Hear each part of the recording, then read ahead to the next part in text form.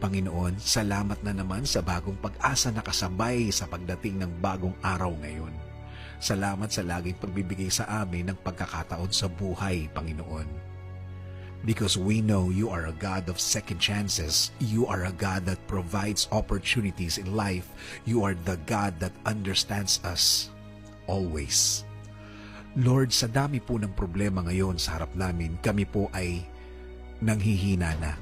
Dulot na rin ang panahon ngayon at dulot din ng ibang tao sa aming paligid. Ang mga problemang ito, Panginoon, ay matagal na sa amin at matagal nang iniisipan ng solusyon. Hinahanapan ng katapat na solusyon para mabawasan ang aming dinadala, Panginoon.